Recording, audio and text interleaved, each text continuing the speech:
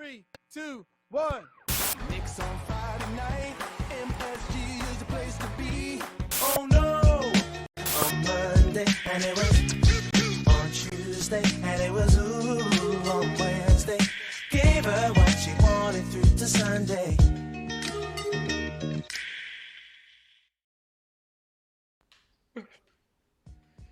Et voilà, pas un jour, pas une semaine sans qu'on parle des New York Knicks. On est une nouvelle fois de retour, l'épisode numéro 56 déjà. Et oui, la saison est longue, mais tant mieux, on ne demande que ça. Et toujours fidèlement accompagné avec Seb. Comment tu vas, Seb? Ah bah ça va, tout va bien. Nickel, nickel. Tout va bien, tout va bien. Disons qu'on peut profiter des matchs des Knicks. On a une post-season qui dure encore un peu. Tout va bien. On Jusqu'à va voir, quand on va voir. Ça, c'est la Jusqu'à quand? question. Profitons du voyage. Profitons du voyage. Quand ça sera terminé, on aura un petit peu de nostalgie sur cette saison, peut-être. Je sais pas. On On verra. aura autre chose. Ou des On aura regrets. on aura autre chose sur quoi parler. Oh oui, parce que comme vous le savez, il y a toujours beaucoup de choses à dire sur les New York Knicks. Et cette semaine, il y a encore des choses à dire. La semaine dernière, il y a pas mal de choses à raconter, donc on ne perd pas plus de temps. On balance le jingle et on regarde ce qui s'est passé la semaine dernière du côté des New York Knicks. Allez, c'est parti. Right. It was all good just a week ago. Last week I had everything. Alors la semaine dernière, elle a commencé par des anniversaires. Oui, comme un peu en mode Club Dorothée, on balance les anniversaires. Non, là c'est un anniversaire un petit peu spécial puisque c'était les 25 ans d'un des chefs-d'œuvre, on peut employer le terme, n'ayons pas peur des mots, de Monsieur Spike Lee. Spike Lee, on ne le présente plus, le fan numéro 1 des Knicks, en tout cas celui le plus connu. On connaît beaucoup d'autres die-hard fans des Knicks. Spike Lee, il est pas mal dans son genre. Et Spike Lee, du coup, il fêtait les 25 ans. 25 ans de quoi? Pas de Spike Lee, il est un petit peu plus vieux que ça, le tonton. Non, il fêtait les 25 ans de la sortie de son classique He Got Game. Alors, on en parlait en off. Seb, t'as pas vu ce film? Je sais pas comment t'as fait. T'as pas dû le trouver sur les plateformes. Et j'essaie, hein. J'essaie de le trouver de partout. Je sais justement il y a Ray Allen dedans. Il y a tout un tas d'anecdotes et d'histoires autour de ce film. Exactement, mais j'arrive pas à mettre la main dessus. Que ce soit sur les différentes plateformes de streaming ou à location ou quoi sur la box quoi. J'arrive pas à mettre la main dessus et c'est pas faute d'essayer, hein. C'est pas faute d'essayer. Donc si vous avez des idées, des bons plans, si vous voulez envoyer un DVD, si vous voulez faire une cagnotte Tipeee pour que Seb puisse voir enfin Voilà. ce classique. Avec, ça fait 25 ans qu'il est sorti, je vais pas te spoiler. Avec mon C'est un slip sur la film... tête, un point de avec- DVD. voilà. Donc il est jamais trop tard pour regarder ce film.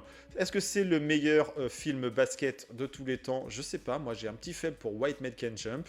Il y en a d'autres, ça va être pour Above the Rim, voilà. Mais en tout cas, He Got Game, il est quand même dans le Le ranking dernier des question meilleurs était pas films. trop mal là, sorti justement sur Netflix. Avec Beau Cruz là? Ouais, il était Ouais. sympa, il était gentil. C'est mignon, c'est gentil. Ouais, ça n'a rien à c'était- voir avec c'était du une Spike, good ça n'a story, rien à voir avec Spike. Mais voilà, je te le recommande, on te le recommande tout ce film, et puis voilà, du coup on lui souhaite un bon anniversaire pour ses 25 ans. Des anniversaires, il y en a un peu régulièrement, on essaye d'y penser, de souhaiter les anniversaires aux joueurs actuels comme aux joueurs passés. Aujourd'hui, au jour où on enregistre, c'est le 8 mai, et le 8 mai c'est la date d'anniversaire de Kemba Walker. Oui, et Quentin Grimes, accessoirement, ou plutôt, principalement. Donc on verra si ce lundi, il fête bien et dignement son anniversaire. Voilà, c'était le petit moment anniversaire. Autrement, qu'est-ce qui s'est passé? Il y a eu des petites annonces, des petits partages, des petits rankings. On est sur la fin de la saison. Enfin, du moins, la saison régulière, elle est terminée. Les awards arrivent doucement, mais sûrement. Et puis, voilà, il y a les médias qui sortent un petit peu leur ranking. Et on a eu Bleacher Report. Bleacher Report, on les aime bien quand ils nous font des petits films animés. Il y en avait un plutôt sympa sur les Knicks en playoff en ce début de post-season. Mais il y a eu aussi chez Bleacher Report des choses qui des fois font un petit peu débattre. Là, il y a eu le classement des 150 meilleurs joueurs actuels NBA, pas all-time, où on retrouve quelques Knicks, pas mal de Knicks. Jalen Brunson, Julius Randle, Mitch Robinson, Quickley, Josh Hart, qui d'autre? Quentin Grimes aussi, qui boucle quasiment ce top 150, ou c'est 120, RJ? je sais plus. RJ Barrett, j'ai oublié. Bref, voilà, il y a quand même pas mal de monde. Donc, comme quoi, les Knicks ont du talent. Un ranking où on voit un Bronson en 28, un Randle en 30. Ah, cette histoire de qui est le franchise player, qui est le leader. Voilà, ça fait discuter aussi au sein de certaines rédactions. Et curieusement, on retrouve plutôt Quickley en troisième position dans la hiérarchie selon Bleacher. Donc à vous de nous dire si vous pensez que Quickley c'est vraiment le troisième meilleur joueur de cette saison. Ça ne veut pas dire que c'est le Oui, de la meilleur saison. joueur. Non, Pas de des la playoffs, saison, hein, ça. on est d'accord. Les playoffs, on va y venir, on va y venir. Voilà, Et puis un de la Mitch saison. C'est pour ça Robinson, que je précise.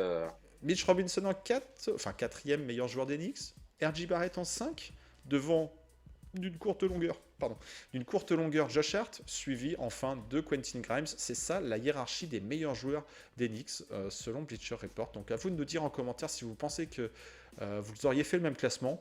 J'avoue que RJ, j'aurais quand même essayé de le mettre un petit peu plus haut moi dans tout ça. Est-ce que je le mets devant Quickley? Je sais pas, mais en tout cas je l'aurais intercalé pour sûr avec Mitchell Robinson. Est-ce que Josh Hart il mérite plus? Bon, il a fait une demi-saison avec les Knicks aussi, donc il était peut-être moins en vue quand il était à Portland. Bon, en parlant de joueurs en vue et de non en vue, voilà, je vous le disais, il y a des awards qui tombent, toujours pas de récompense, même si le MVP, alors MVP il est peut-être français, camerounais, américain, mais on a vu un Jalen Brunson, oui, Jalen Brunson, alors il n'a pas été élu MVP, on repassera pour ça, mais qui a eu quelques voix dans cette liste des awards.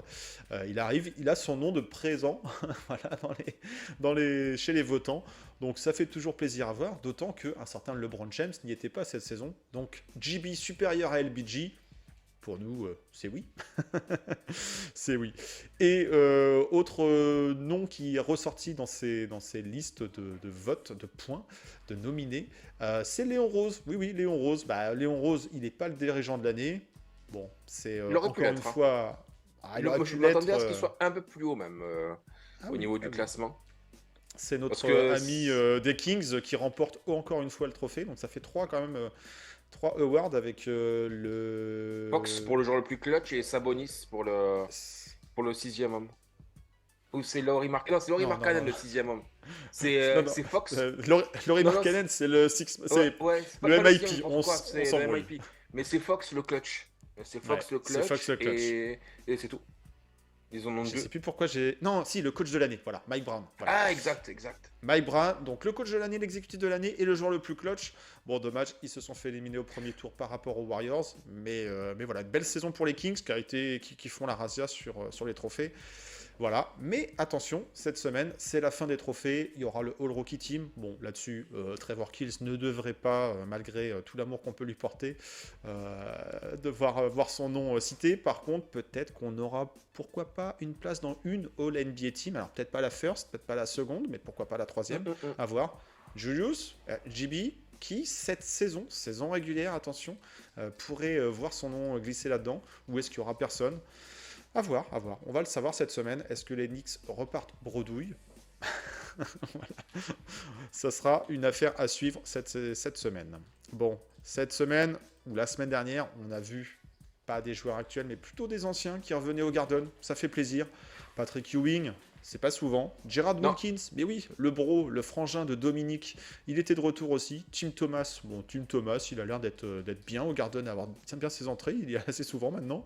Marcus Camby, c'est sympa. Et monsieur Udi Melo, le Melo était de retour pour le match 2, si je dis pas de bêtises, oui c'est ça, le match 2, ouais. le match victorieux, on va arriver dessus tout de suite, et qui s'est fait plaisir, qui a profité, qui s'est enjaillé, Ouais, qui était là avec le petit qui est déjà assez grand, hein, le fiston qui commence à prendre les pas de son père, quand on voit un petit peu quelques images volées de ses prestations de basket. Donc ils étaient là en front de courte, et ils se sont mis bien, ils ont fait les accolades à JB, c'était bien, c'était beau, la famille Knicks était réunie.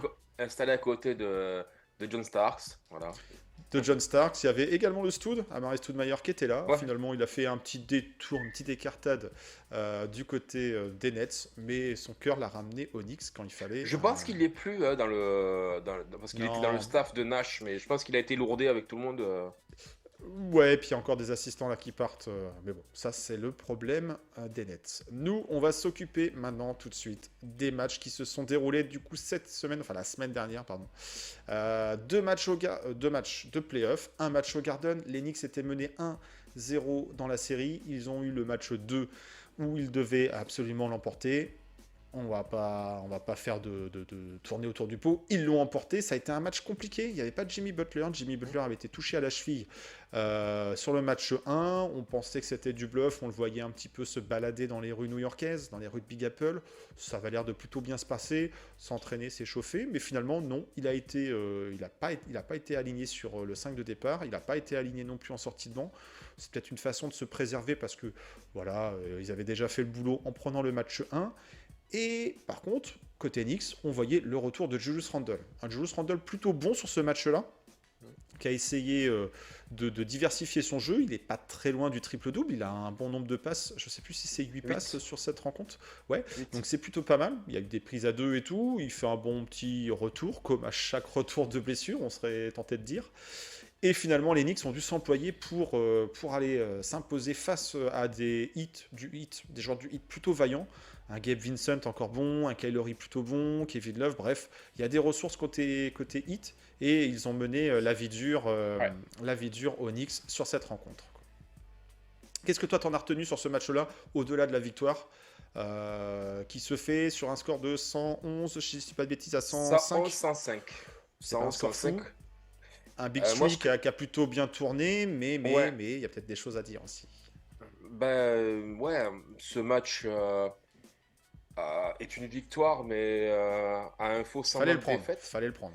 À un faux semblant de défaite, et je m'explique parce que on avait l'impression qu'à aucun moment on arrivait, et d'ailleurs le score le reflète quand même assez bien, le hit craque à la fin. Forcément, il leur manque leur Grinta, le joueur qui symbolise tout ça. On a l'impression qu'on a toujours été à portée de tir 2, même si on a quand même souvent mené. On était toujours à portée de tir 2. On a un Gabe Vincent qui a été monstrueux. Enfin, le duo Cody Martin, Gabe Vincent nous a fait vraiment la vie dure. Je trouve qu'il se blesse sur cette rencontre. Il me semble que c'est sur ce match-là où il se blesse un peu au dos. Et il finit pas tout le match. Tant mieux pour nous, le fameux match trousse. Ouais, oui, bon, il va quand même se rattraper au match 3, au match 3 donc 3 donc bon. Ouais. Mais ouais, donc on a quand même eu les retours de Randle très intéressants.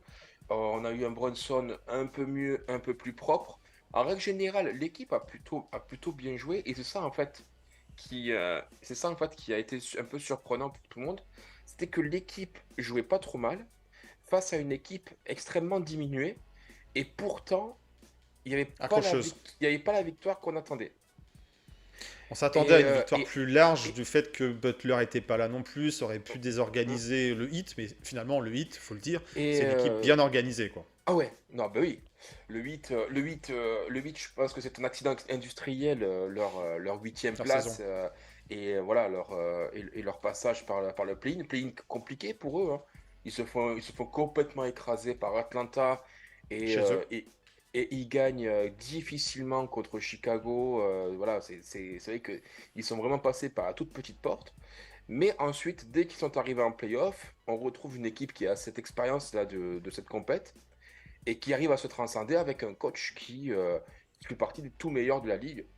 Donc, évidemment qu'on savait bien que cette série allait pas être un parcours de santé. Moi, ce qui m'inquiète, je vais te dire, surtout par rapport à cette série, c'est notre apport du banc qui est très inquiétant. On se retrouve là, par exemple, sur ce match avec un IQ à 9 minutes. Sur le match, oui, sur le match 2. Pour l'instant, on parle du match 2. Et sur le match 2, IQ à 9 minutes. 9 minutes pour 6 points. C'est 0 sur 4 à 3. Alors qu'on s'attendait à ce que ce soit vraiment lui, notre dynamiteur.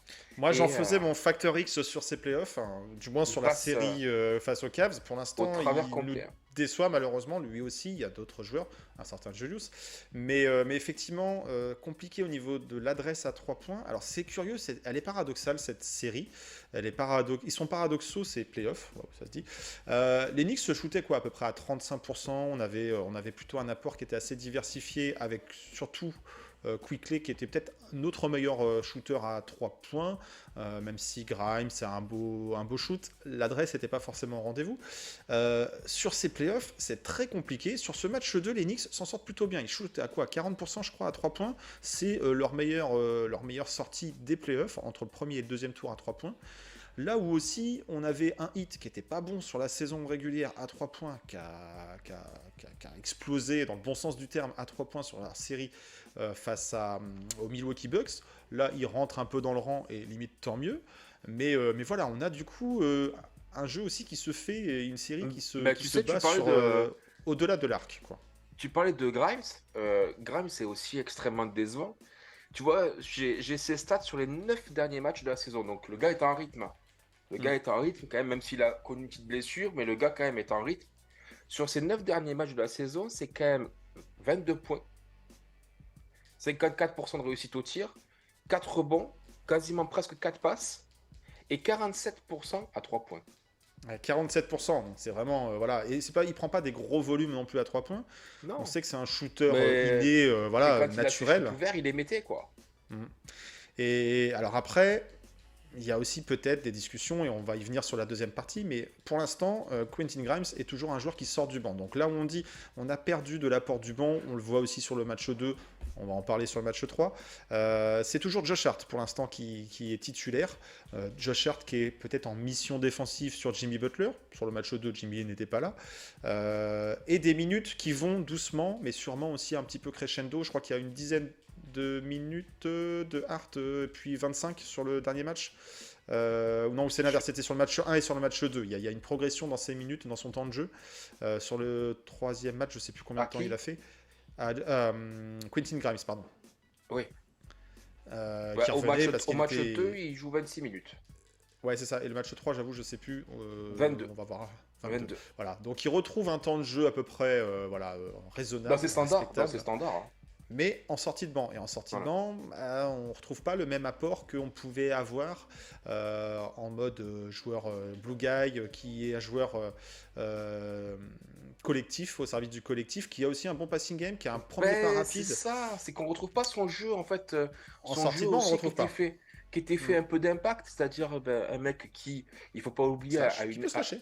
à une formation de meneur, un mec qui manie bien le ballon. On se rappelle très bien, enfin, ses drives, ou alors ses percées pour décaler le pivot. Et ça, en fait, on le retrouve pas, on le retrouve hyper discret. Il est sur sa mission défensive, et puis voilà, tu te mets dans le corner, et puis t'attends, quoi. Et c'est vrai que derrière, t'as du full ISO Julius, full ISO GB, t'as de l'impact avec RJ, et puis voilà, donc moi je trouve que ce match 2 était très compliqué. On l'a gagné, il fallait le gagner. Mm. Comme le match de ce soir, on en parlera plus tard, mais ce match 2 m'a pas Plus rassuré dans le compliqué que sens. prévu.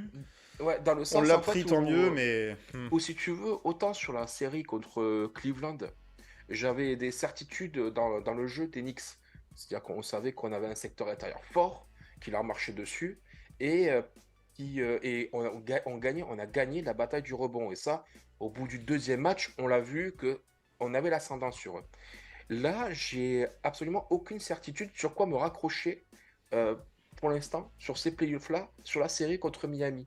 C'est-à-dire qu'en fait, les matchs se suivent mais ne se ressemblent pas, ou s'ils se ressemblent, c'est peut-être pas forcément dans un bon aspect, quoi. Donc, moi, cette victoire a fait du bien au groupe, mais je sais pas si elle a vraiment rassuré parce que on s'est dit, attends, il manque Butler, il manque Hero, il manque Oladipo, il joue avec des mecs, tu vois, ils font sortir des types, là, Ice Smith, là, on sait pas qui c'est. Mais on n'arrive pas à faire la différence. On n'arrive pas à faire la différence contre eux. Parce que eux, comme tu l'as souligné, ils ont un jeu d'équipe que nous, malheureusement, on n'a pas. Ou en tout cas, on n'a plus.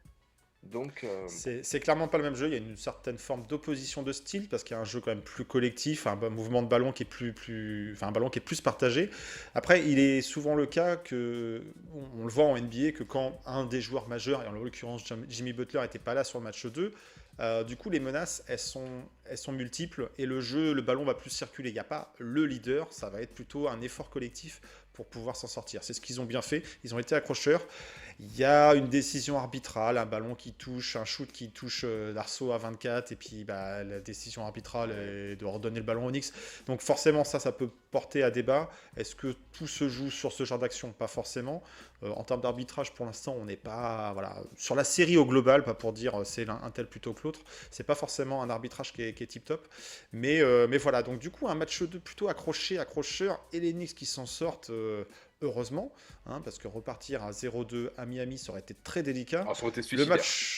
match 3, on va devoir en parler. Il n'y a qu'un mot pour le résumer, blowout. Voilà, des Knicks qui sont tout de suite Honteux. distancés. Qu'ont pas, à mon sens, il y a un problème d'intensité aussi sur ce match. Complètement. Plus un problème d'adresse. Finalement, il n'y en a pas un pour rattraper l'autre.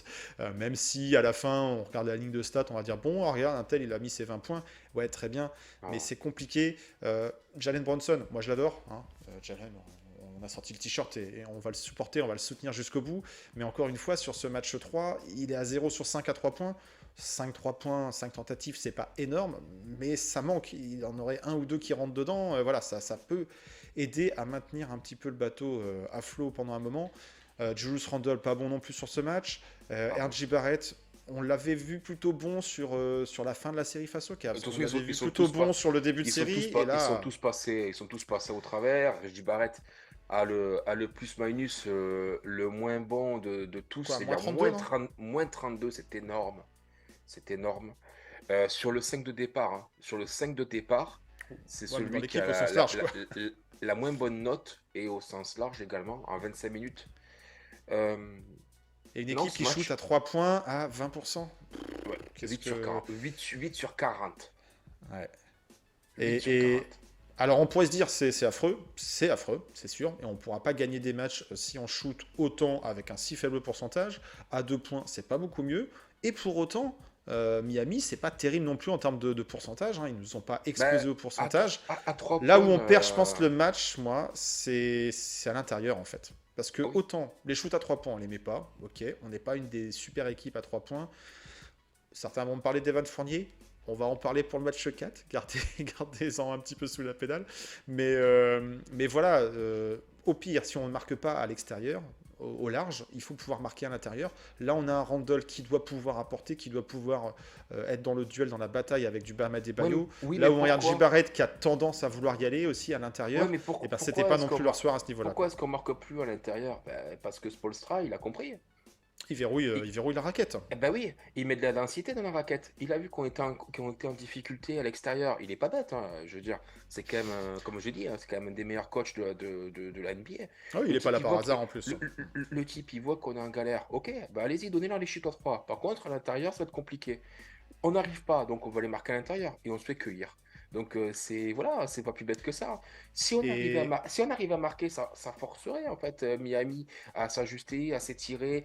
Mais le problème, c'est on est mauvais à 3 points. Donc on représente aucune menace pour cette équipe à 3 points. Pourquoi tu veux qu'ils viennent? Pourquoi tu veux qu'ils sortent? Ils ont aucun intérêt de le faire. et Ils puis, contrôlent, en plus, ils il verrouille contrôlent, le rebond. et voilà, ben oui, forcément. Ils contrôlent la raquette, ils contrôlent le rebond. C'est de facto, ça va ensemble. Donc, Et c'est. là où on a pu être dominant dans la série face aux Cavs, face à une paire Mobley-Allen qui n'avait peut-être pas l'expérience qu'ont des Bam Adebayo en playoff. Hein. Bam Adebayo, il n'a pas une très longue carrière. Je ne sais plus en quelle année il est drafté. Il Par a contre, fait il a eu quand même des des campagnes finales de NBA, hein. playoff. C'est ça, il a eu des campagnes de playoff qui ont été assez loin. Donc il a quand même pris du métier, le garçon. Ah bah oui, ouais, oui. Mais du coup, là où on avait peut-être cet avantage sur la série face aux Cavs, alors qu'on ne pensait pas l'avoir au début, là, c'est compliqué. Même si on a un Hartenstein qui est très vaillant, on a un Mitch qui passe, à mon sens, aussi à côté de sa série, vite pris par les fautes. Voilà, on n'a pas un Mitch rayonnant qui nous apporte toutes ces Mitch, secondes chances 2 points, sur cette série. 2 points, 5 passes, 5 rebonds, pardon. Voilà quoi. Ouais, c'est pas assez Voilà. pour pouvoir s'en sortir quand l'adresse en plus c'est pas là, En quoi. 14 minutes, hein, donc tu comprends, Hartenstein, hein, Parce que limite, Hartenstein, tu c'est peux comprendre que le mec ne prenne pas de rebond si on rentre tous nos shoots. Là, on rentre pas nos shoots et on prend pas les rebonds. Donc bah oui. compliqué. Et même en rebond défensif, on en a laissé filer pas mal. Là où le Heat avait envie, se jeter sur les ballons. Après, tu sais, on dit qu'on se fait bouffer au Compliqué, rebond. quoi. Au dernier match, on le perd 48-50, la bataille du rebond, hein, à 2 rebonds près, Oui, hein. oui, non, c'est sûr, il n'y a pas un écart, mais dans la forme, On a, c'est dans la c'est façon d'aller les Julius chercher. c'est Julius et Hart, hein, qui nous maintiennent, hein. Parce que nos intérieurs combinés, c'est-à-dire Robinson et Hartenstein, c'est 7 rebonds à eux deux, quoi. 7 C'est un rebonds peu à eux deux. léger, c'est très léger. Donc est-ce que la solution, elle passera par le 3 points? Est-ce que la solution passera par le rebond? Est-ce que Il c'est un problème faut, d'attaque? Est-ce que c'est un c'est problème de obligé. défense? Je T'es pense qu'il y a obligé beaucoup d'avoir de de l'adresse questions. à 3 points. Si on n'a pas Oui, bah, l'adresse à plus 3 que points, ça, c'est quoi. fini, hein. Tu peux pas te permettre de shooter à 20%. On ne demande pas non plus de shooter à 50%, à 3 points, non. Mais ne Le serait-ce qu'à problème, c'est 35%, ça que, changerait la non, donne, quoi. le problème, c'est que tu regardes notre 5, c'est surtout du joueur mid-range, d'intérieur, mais c'est en aucun cas des vraies grosses menaces extérieures.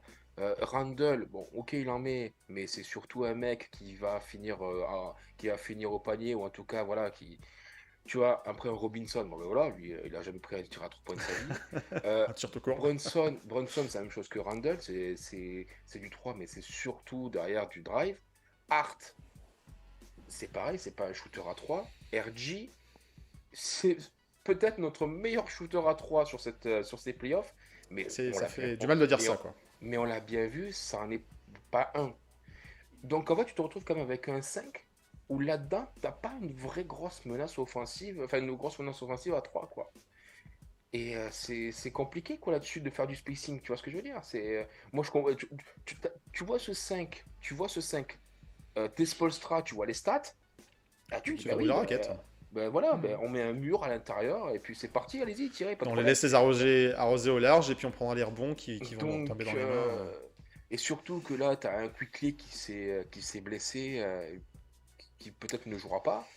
Alors Donc, là-dessus, effectivement, on l'a dit sans le dire, mais il y avait aussi le retour de Jimmy Butler. Alors est-ce que Jimmy Butler a été le facteur X énorme ah qui bah, a fait la différence? bah, Il aide, forcément, il apporte son il scoring, prend, il apporte son leadership.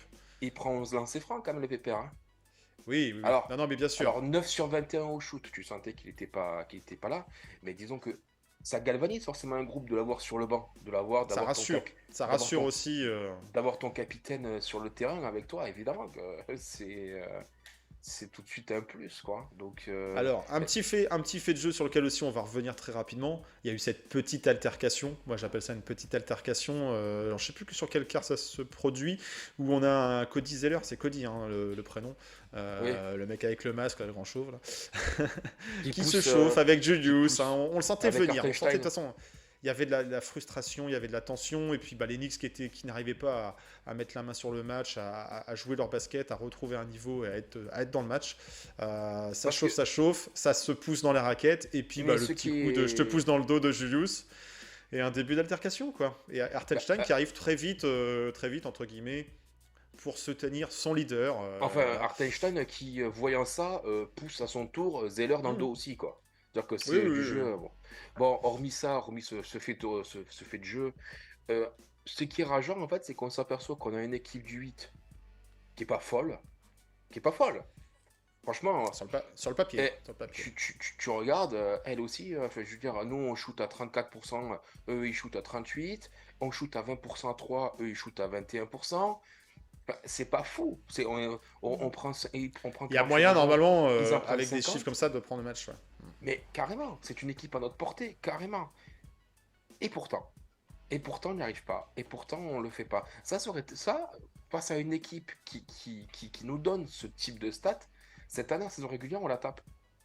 Cette année, voilà, la saison régulière, on la tape. Face Les à une playoffs, on sait que ça, c'est une autre compétition, un autre animal, une autre et bête. voilà. Et on a l'impression, moi je vais te dire, jusqu'à présent, euh, moi j'ai l'impression qu'il est.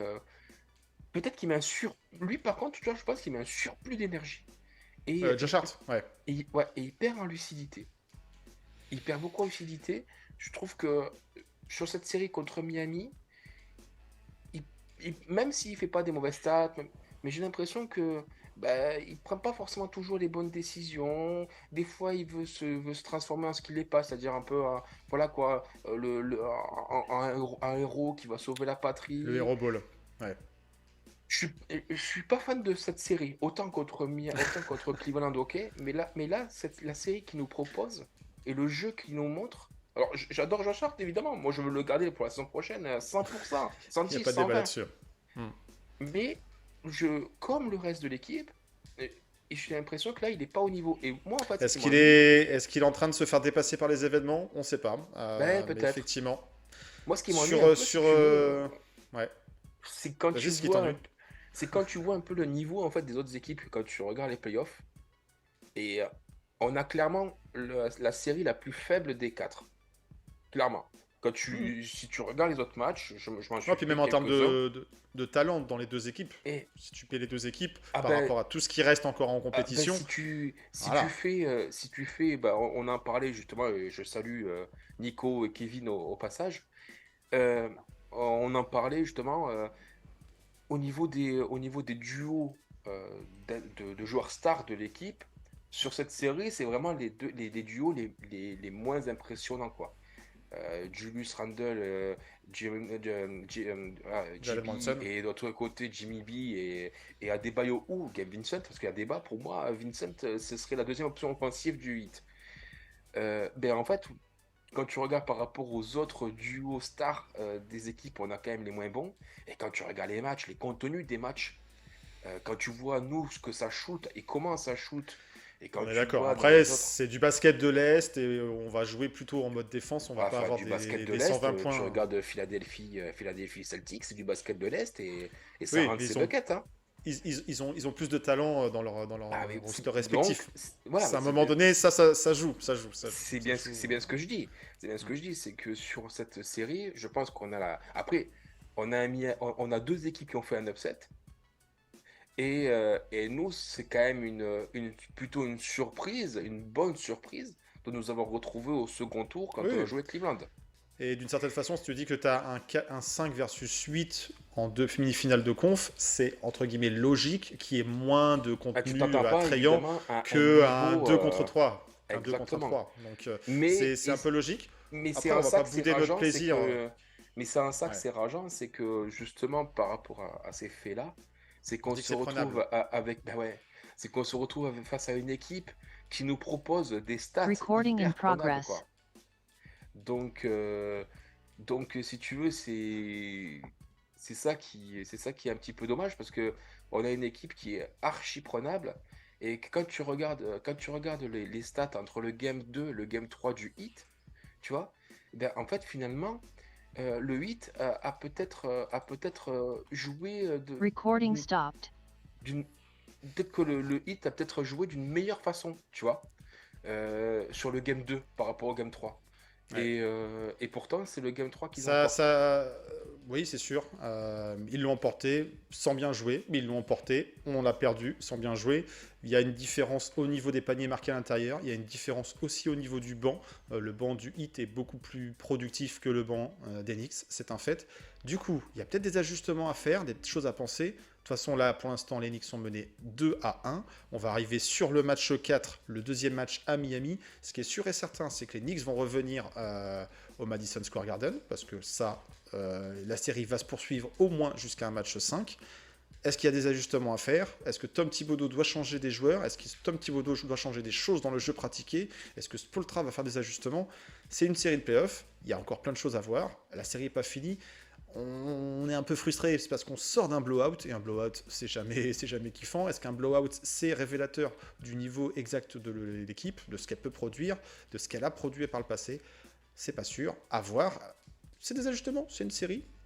Et du coup, on va regarder ce qui arrive dès ce soir. Le match, il a lieu cette nuit, on va en parler, et puis il y aura le match 5 derrière. Donc il va falloir qu'on se penche sur ce qui arrive cette semaine chez les Knicks.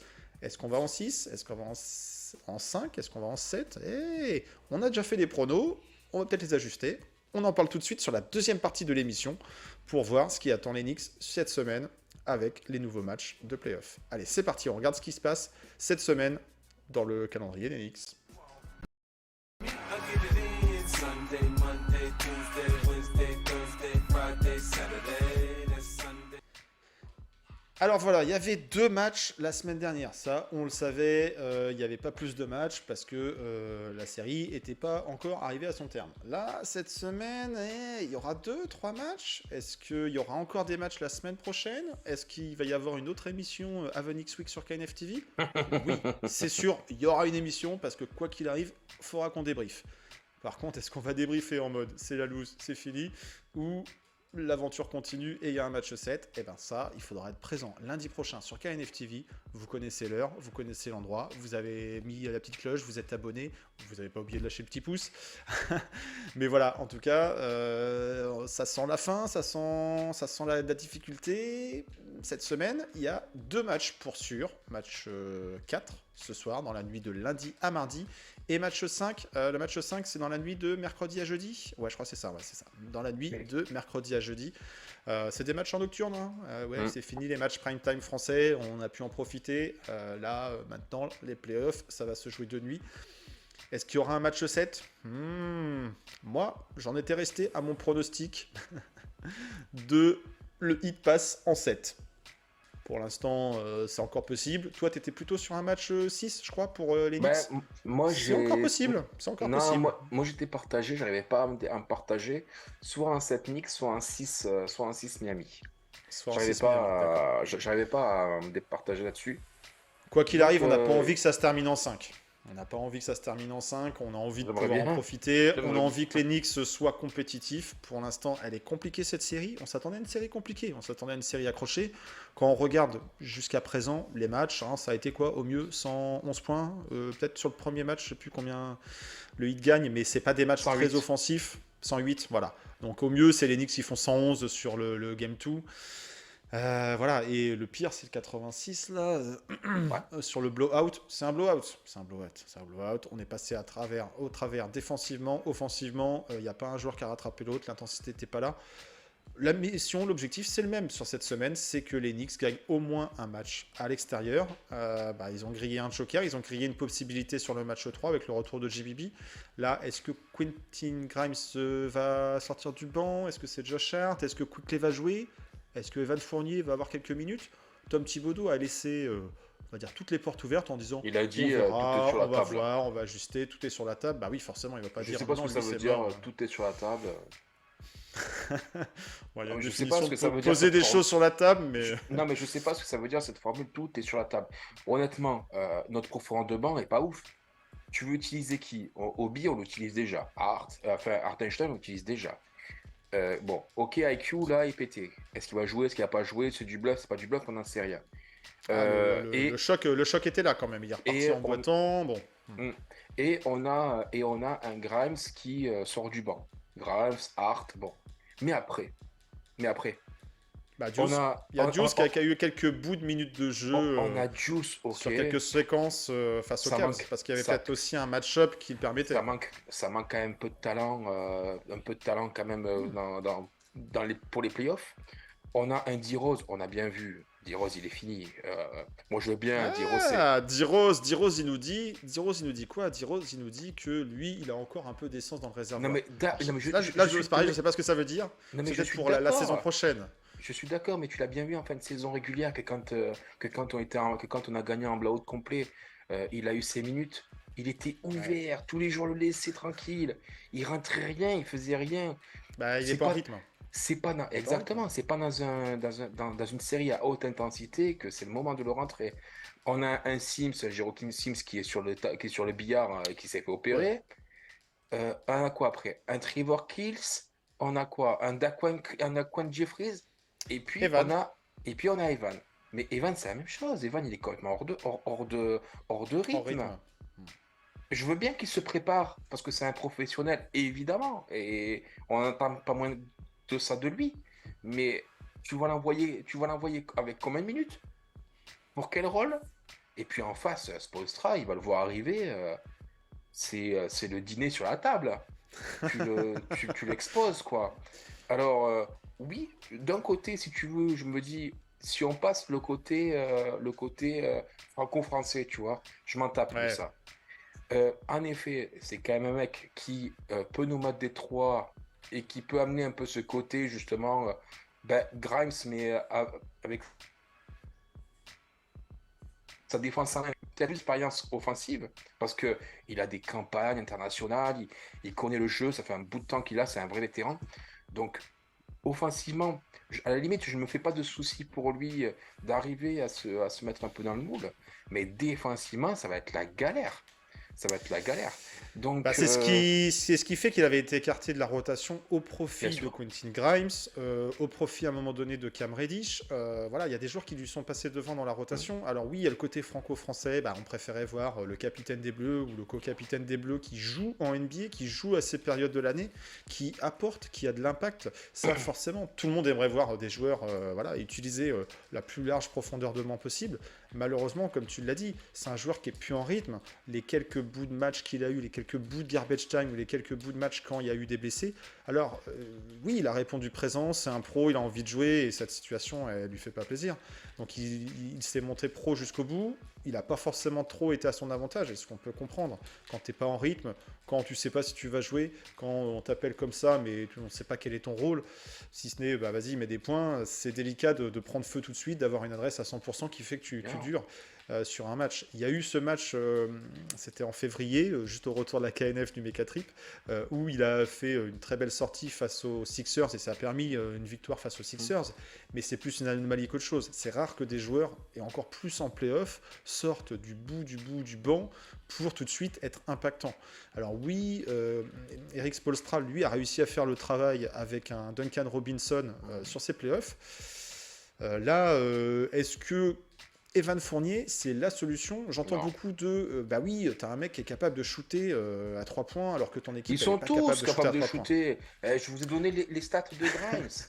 C'est Ils sont ça. Je tous veux dire, capables de les mettre. et on sait qu'au basket, le shoot, et pour n'importe qui a joué au basket, c'est pas juste ouais, je suis bon, je vais les mettre. Il y a une histoire de confiance aussi, de répétition, de rythme. Euh, Est-ce que Evan Fournier aujourd'hui a la plus grosse confiance? Est-ce que c'est ça? Oui, ça serait dire on tente un coup. Tiens, allez, on va mettre Evan. On va mettre Evan. J'écoutais sur Knicks Fan TV une interview enfin une interview, le post-game après le match 3, donc match de blowout. Il y a des gens qui ont eu cette idée, qui se sont dit bah oui, Evan, c'était un bon shooter la saison dernière. Pourquoi on l'utilise pas alors que l'équipe elle est à la rue aux 3 points? Effectivement, leur équipe elle a eu à 3 points. Est-ce que c'est le meilleur shooter de cette saison, Evan? Il a perdu le rythme, c'est pas évident de le réveiller maintenant en mode Dragon Ball, je te sors du frigo et tu prends feu. Euh, Ça peut être un coup à tenter sur quelques courtes séquences. Si l'adresse est là, tu laisses jouer. Oui, il a un passing game à la base. Au Knicks, ça a été compliqué, même la saison dernière, de pouvoir trouver ce rôle, cette place. Encore plus cette saison avec du Bronson, on l'a vu en début. Il y a la défense. Et puis, il y a peut-être d'autres joueurs qui auraient peut-être plus la capacité à rebondir, à retrouver de l'adresse. Jalen Bronson, il est encore passé au travers sur le match 3. Généralement, il rebondit. Il arrive sur les matchs d'après à se donner Disons que un pour l'instant, supplément. sa série contre Miami, c'est un match moyen, un bon match, un match moyen, hein, pour Ouais, l'instant. même si ça reste notre leader et Ah voilà. oui, Mais en bien tout sûr. cas, après Mais le match justement, 1 où il n'avait pas été en adresse, le match 2, il a retrouvé très vite de l'adresse à 3 points. Donc c'est peut-être plus sur des leaders comme ça. Pareil, un Randle arrête de Julius, shooter à 4 0 sur sur 15. 5. 4 sur 15, quoi. Ça va peut-être finir par rentrer. C'est peut-être plus par là que va pas arriver la solution que de dire bon, on va prendre Evan. De toute façon, Evan, il sera pas starter. Faut pas se voiler la face, même si on aimerait en tant que Français le voir starter. Il le sera pas. C'est une réalité. C'est une réalité qui s'est inscrite sur 82 matchs cette saison régulière. Pourquoi est-ce qu'il le deviendrait maintenant? Donc en sortie de banc, est-ce que ces 4, 5, 8, 10 points vont faire la différence? Ça peut aider. Mais moi, je suis pas persuadé que c'est l'ajustement que va prendre Tom Thibodeau. Même si c'est ce qu'on aimerait, je suis pas Non, mais persuadé que ça soit comme au-delà, ça au-delà l'histoire. au-delà des points qu'il amène, euh, Et puis il y a moi, le moi, double moi, moi, côté. moi, c'est pas Thibodeau aime ça. bien Moi, les joueurs qui c'est. apportent aussi la défense, Voilà, quoi. mais moi, à la limite, c'est pas ça que je vois plus. À la limite, même s'il amène 6 points, mais si ces 6 points, tu sais, qui te permettent de relancer un momentum, pourquoi pas, tu vois, enfin, moi, je juge pas par rapport à ça, parce que ça peut être, tu dis, oui, s'il amène 6 8 points, est-ce que c'est ça qui va. Tout dépend de le contexte dans lequel, en fait, ces points sont scorés. Si tu es toujours accroché et que tout d'un coup, tu vas avoir un mec qui va te mettre une série de 2, 3 points d'affilée, tu sais, comme hier par exemple Landry Shamet avec Phoenix, qui boum boum boum, te met 2, 3 points d'affilée, ça y est, boum, le momentum a Tu laisses. changé. Le Ouais. momentum a changé. Et là, ça y est, l'équipe, elle a confiance. T'es passé devant ou t'es revenu à égalité. Donc, forcément, dans les têtes, en face à d'autres, toi, t'es gonflé. Donc, en fait, si tu veux, tout dépend le contexte dans lequel, en fait, sont mis ces points-là. Est-ce que c'est Evan qui doit les mettre, ces points-là? C'est ça la question. Je sais pas. Je pense qu'on a Moi, plus de moi je certitude au regard de la saison sur d'autres noms ben, euh, on que les shoot sur ouverts, on les a. le coup de poker d'Evan, quoi. Les shoots ouverts, on les a. Je veux dire, il marque 108, 105 et 105 points sur la série jusqu'à présent.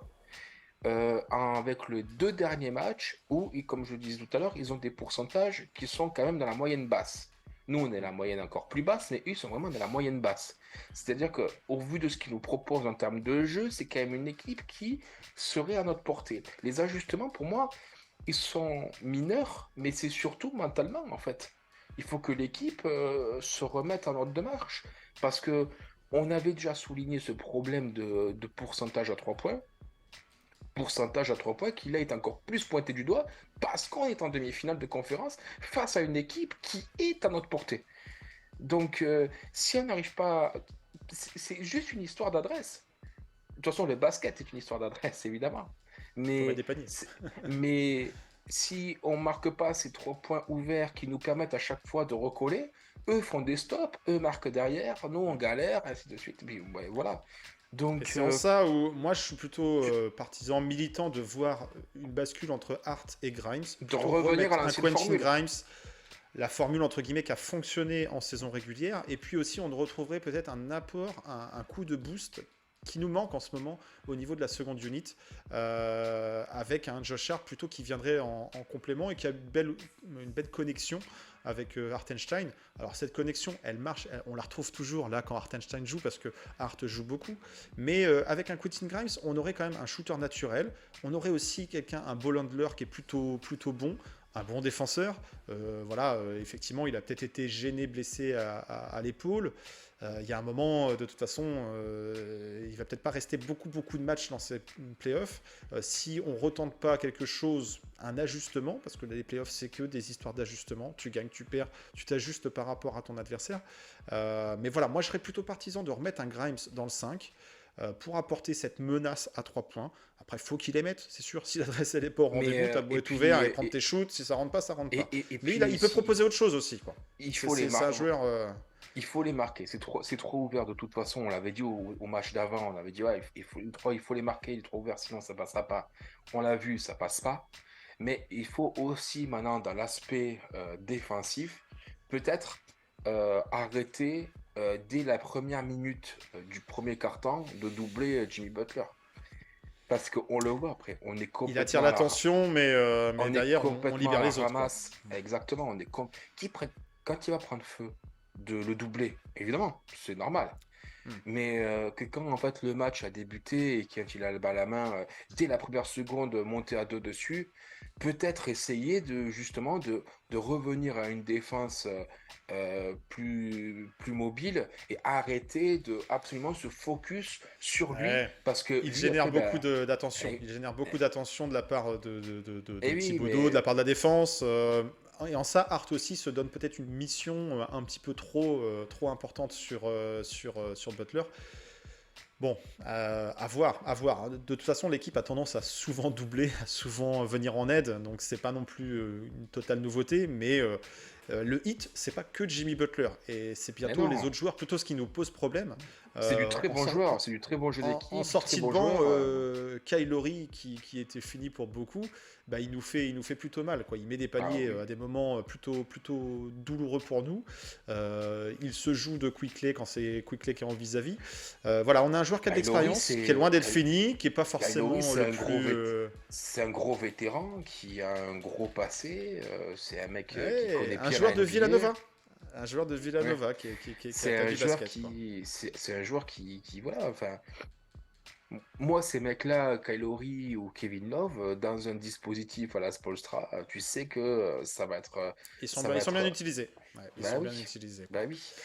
Donc moi, je pense que les ajustements, ils doivent être pas fous. Je suis d'accord avec toi sur le fait que moi aussi, je remettrai Grimes dans le 5. Je reviendrai en fait à la formule qui nous a fait gagner les matchs en saison régulière. Puis on est sur des joueurs Euh, qui sont dans le rythme de la compétition. On n'est pas et sur puis, un euh, et Evan puis, qui est pas en rythme. j'essaierai vraiment à ce que on s'applique dès les premières secondes à 3 parce que si d'entrée à 3 tu leur montres que là, tu as la confiance et que ça y est, tu es une vraie menace à 3 le match est plus le même. Si tu commences à pilonner leur secteur intérieur, Alors que la voie est en train de Spoelstra, partir. Spoelstra, il sait que c'est gagné. Ouais. Si en effet nos premiers shoots à 3 points, ça fait arceau, tu sais que. Moralité, le début du match 4 va être très important. Ah oui, L'intensité qui va complètement. être à mettre en ce début de match 4, les On premiers n'a plus le shoots, choix là, on est dos au mur. ça va dicter. Parce que Dos au mur, rentrer au disons qu'on a Garden. on a encore un Gar- joker derrière, mais Ouais, il mais alors commence à être compliqué à aller chercher. tu rentres au Garden avec 3-1, avec un Jimmy Butler en mode playoff game, qui va Ouais, il avoir va lui vouloir envie que nous d'une tuer. chose, c'est de nous piétiner chez nous. Ça sera pas le bon plan, hein. Oui, puis Si il y on aura une rentre au, pression. Il y aura une si, pression encore plus importante en si étant on mené rentre au Garden 3-1. à 3-1, c'est terminé, hein. Pour moi, c'est fini, hein. On a parce que ça voudrait dire qu'encore une fois, on est passé au travers de notre jeu. Ça voudrait dire que là, on est au niveau de l'état d'esprit, on est au fond du trou, quoi. Donc, Il faut gagner ce soir. Il si on faut le gagner prend ce pas soir. ce soir, on n'est pas les Cleveland Cavaliers de LeBron James, hein. Remonter un 3-1, ça va être compliqué, hein. On n'a pas un joueur comme LeBron dans l'équipe, hein. Non, non, non. Donc si on prend pas ce game 3, pour moi, enfin ce game 4, de toute façon, on dit toujours, le game 4, c'est la bascule d'une série. Ah, Euh, les matchs impairs mais sont les vraies là, bascules. si on le prend pas, pour moi, c'est Prenons dead. exemple sur Philadelphie qui a réussi à égaliser. Prenons exemple sur Phoenix qui a réussi à égaliser. Alors chacun était à domicile et là on va être à l'extérieur. Mais voilà, il y a moyen de poursuivre cette série. Ouais, Les joueurs, Philadelphie, le ils coach ont deux ont MVP pas dans leur l'air équipe. de. Ouais, accessoirement, ça aide. Ça aide. Après, ils ont un coach qui est aussi discutable. Mais bon. Donc voilà, en tout cas, ça va être une semaine qui va être déterminante. Est-ce que c'est la fin des playoffs? Est-ce que les playoffs vont continuer? Moi, je reste sur mon pronostic de départ. Et Malheureusement, sur cette je semaine, verrai alors, tu dis quoi? plutôt le hit. Alors, est-ce que c'est moi qui débute les pronos ou c'est toi? La dernière fois, j'ai eu malheureusement raison. J'ai pronostiqué plutôt une défaite sur le match 3 et ça s'est passé. Tu veux commencer? Je commence? Comment on fait là? Comment on fait? Écoute, je dis que à la fin de la semaine, on est, on est à 3-2 Miami. 3-2 Miami. Donc tu vois une victoire, une défaite. Dans Ouais, quel je ordre? Dans vois quel une ordre des choses? défaite, je vois une défaite ce soir. Et, Allez. euh, et, et la force du désespoir qui nous fait gagner le match 4, enfin 5 à comment ça s'appelle, au À New Madison. York. On m'a Et dit ça. si tu, Comment et ça si tu- s'appelle? Comment ça et, s'appelle? non, non, mais je suis un travailleur de nuit. Je me suis levé il n'y a pas si longtemps. Je suis encore un peu embrouillé d'esprit. Autant le nom de la salle du Miami Heat, on a du mal, c'était à FTX. Finalement, c'est le Keysa Center. Voilà. Ouais. Mais c'était Pourquoi l'ancienne pas. American Airlines. Et, euh, et bon, et donc si on Donc est à toi, 3-2, tu vois ce scénario, si on on est à gagne ce soir, mais 3-2 on perd. Miami, Non, on perd ce soir et on gagne ouais. chez nous.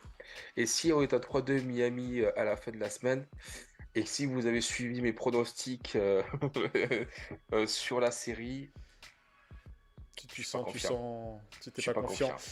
Eh ben écoute, moi sur le pronostic, je vois que les Knicks vont rebondir ce soir. Alors ça va être compliqué, ça va pas être un beau match encore, ça va être compliqué à aller chercher, on va pas leur mettre un blowout, mais je sens plutôt une victoire des Knicks. Oui, et j'ai envie de cette victoire en plus. Je sais pas, les joueurs sont passés aux côtés, mais ils sont tous passés à côté, donc il y a un moment, il y en a peut-être un dans le lot qui va se réveiller, qui va faire la différence. Est-ce que ça va être Jalen Brunson? J'ai sorti le t-shirt de JB, donc oui, j'ai envie que ça soit JB qui nous porte, que Julius fasse un match honnête, digne. On n'attend pas un Julius MVP, mais bon, s'il nous fait un bon match, eh ben tant mieux. Tu nous rentres 1 ou 2, 3 points, ça nous met sur la bonne voie.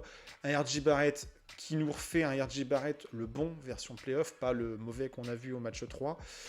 Donc voilà, et un Grimes qui revient dans le starting 5, ça serait pas mal. Ça serait pas mal ce genre d'ajustement. Et puis un Hart qui apporte son énergie en sortie de banc. Est-ce qu'on aura IQ? Je ne sais pas si IQ va être là, oui, mais peut-être pas beaucoup de temps de jeu à voir. Mais j'ai envie que les Knicks aillent chercher ce match 4. Comme ça, on revient tranquillou bilou au Madison Square Garden.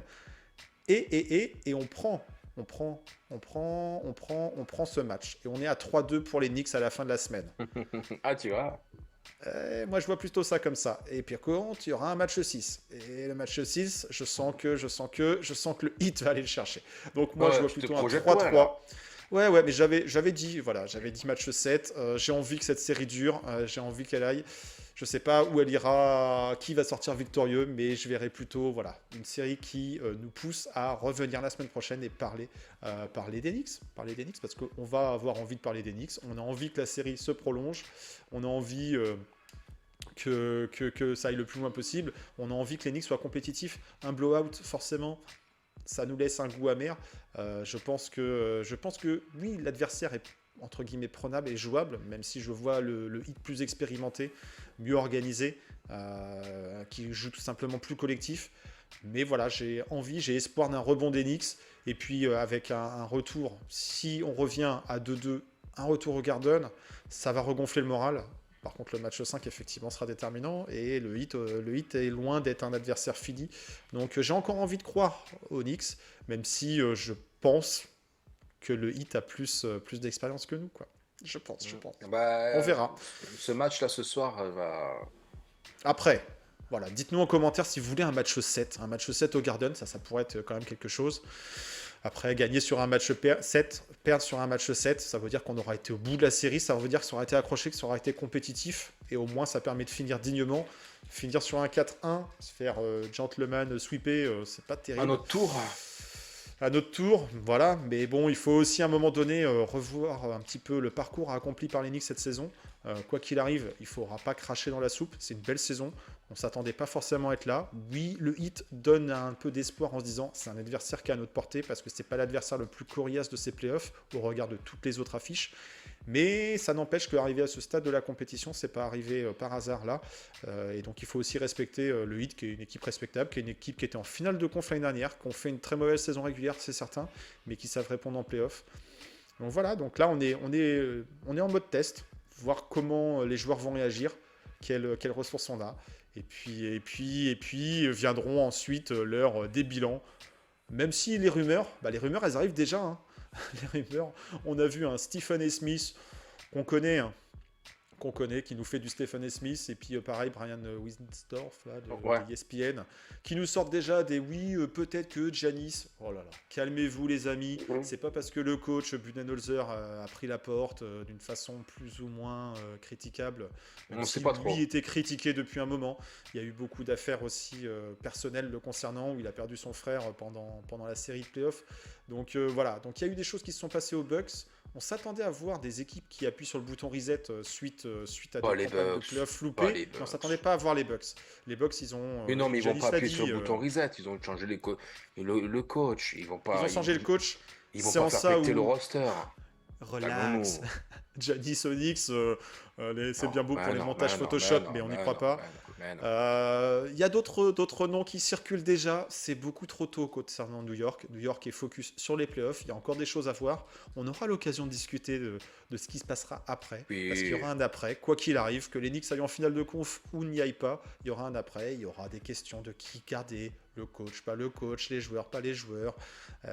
Qui est-ce qu'on va chercher, une star, pas une star? Est-ce qu'il faut redonner du temps à ce collectif, à ce groupe de joueurs? Qu'il faut prolonger, qu'il ne faut pas prolonger, à quel tarif? Il y a tout un tas de questions, il y aura tout un tas de choses à dire. Les playoffs, ça continue. KNF, c'est toujours là. KNF TV, on est toujours là pour en parler. Et puis quand l'heure des rumeurs arrivera, on aura le temps de voir ça. Bon, voilà, en tout cas, une grosse semaine qui nous attend, Seb. On ne sait pas trop à quoi s'attendre. Je passe une petite dédicace. Vas-y, on a commencé par les anniversaires en mode club. Et bien justement, c'est un anniversaire. On peut y aller en mode dédicace. C'est l'anniversaire de Pierre-Alexandre. Donc, Oh, écoute, je savais même pas. Bah écoute, bon anniversaire, voilà. Pierre-Alexandre. Donc si les Knicks pouvaient lui offrir la victoire, ça serait un beau cadeau. Plus d'un Knicks fan qui fête leur anniversaire. Il y a des chances d'être né le même jour que Kemba Walker quand même. Et que Quentin Grimes. Voilà, donc on souhaite une victoire des Knicks ce soir pour tous les anniversaires du monde des Knicks fans, et puis pour nous aussi, tout simplement, pour que cette série nous reparte sous un autre auspice que cette histoire de vieux blowout dégueulasse qu'on a eu samedi. Dommage que c'était Cette samedi vieille soir. bouillie de basket. Ouais. Et ouais, ça arrive, c'est des choses qui arrivent, même en playoff. On n'en a pas beaucoup Donc, voilà. connu des blowouts cette saison. Hein. Non, Vraiment. mais Hein. j'espère que c'était le dernier. J'aime pas les blowouts dans les deux sens parce que c'est jamais ce qu'il y a de plus fun. Je préfère un match accroché quitte à le Moi, perdre. j'aime bien les blowouts dans mon sens. Tu vois, éclater une team, ça me fait passer une bonne soirée. Je suis heureux après. Ouais, Enfin, c'est je- pas les matchs que je préfère, mais voilà, on verra. Vous avez nos pronos. Moi, j'ai envie d'un match 7, qu'une série se prolonge. Toi, Seb, tu as peur et je peux te comprendre. Je peux La ne France pas a peur. rassurer. La France a peur. La nation, la mixte nation française en peur. Dites-nous en commentaire comment vous voyez cette semaine. Est-ce que ça se termine? De toute façon, avec le match de ce lundi, ça va peut-être sentir. Est-ce qu'on va avoir droit à un Russie. Daquan Jeffries game? Oh, un Evan Fournier. Vous voulez Evan Fournier ou pas? Mettez-nous du beat de hit, du hashtag beat de hit dans les commentaires et puis on vous donne rendez-vous lundi prochain pour débriefer tout ça. D'ici là, portez-vous bien et puis comme on dit d'habitude, let's go Knicks. Seb, à bientôt. Bah oui, hein, à la semaine prochaine. voisin du dessous. Peut-être un jour on inversera les. l'ordre. D'ailleurs, tu fais Allez. un peu trop de bruit. Hein. J'arrive pas à dormir. Ça suffit, oui. Et oui, voilà. Bonne semaine à toutes et à tous. Et puis rendez-vous lundi prochain pour un nouvel épisode. Le sera le 57. 57. C'est fou. Voilà. J'espère que ça sera pas encore l'heure du bilan. Allez, portez-vous bien. Au Let's pire, go on fera le Knicks. bilan calmement. On serait Calmement. marrant chaque instant. Hein. à l'ancienne. Mon nègre marron. Allez. Bonne semaine à tous et à tous. À bientôt.